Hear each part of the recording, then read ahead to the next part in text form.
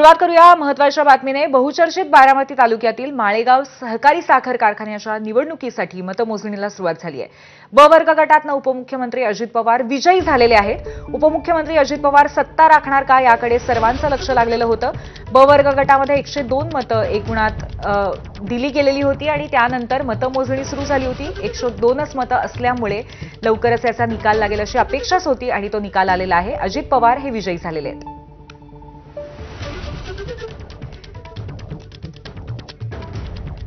आपले प्रतिनिधी जयदीप भगत आपल्याला या संदर्भात अधिक अपडेट देतील। जयदीप,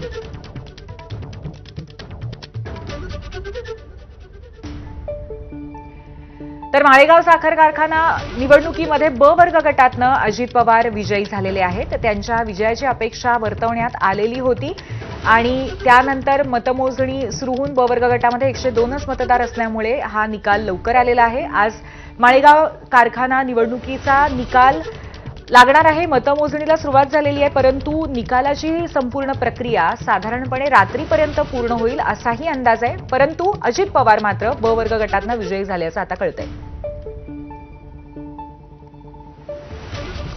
आपले प्रतिनिधी जयदीप भगत आपल्याला अधिक अपडेट देतील। जयदीप, पूर्वी खरं तर हा निकाल अपेक्षितच होता। ब वर्ग गटातून उपमुख्यमंत्री अजित पवार विजयी झालेले आहेत। एकूण 102 मतं होती, त्यातली 101 मतदान जे आहे ते पूर्ण झालं होतं आणि उपमुख्यमंत्री अजित पवारांना जी माहिती मिळते आतमधून ती साधारणतः 91 मतं जे आहेत ते उपमुख्यमंत्री अजित पवारांना मिळालेली आहेत, तर पुढची जी 10 मतं आहेत ती विरोधी उमेदवाराला मिळालेत। हा निकाल अपेक्षित होता। ब वर्ग गटातला आता 20 उमेदवारांची जी आहे ती मतमोजणी होईल। खरं तर ही मतमोजणी व्हायला वेळ लागेल। सहकारी संस्था या ब वर्गासाठी मतदान करतात आणि यामधून उपमुख्यमंत्री अजित पवार विजयी झालेले आहेत। खरं तर उर्वरित जे आहे ते 20 मध्ये आता जे आहे ते मतमोजणी सुरू होईल। त्यानंतर कोण बाजी मारतं हे पाहणं महत्त्वाचं आहे।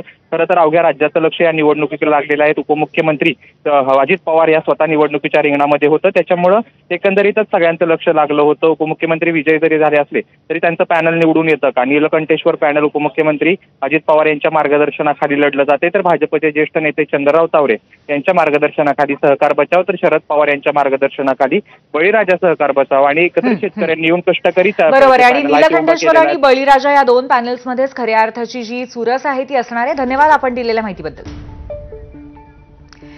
दरम्यान खासदार संजय राऊत सध्या बोलतात, आपण थेट तिथे जाऊयात।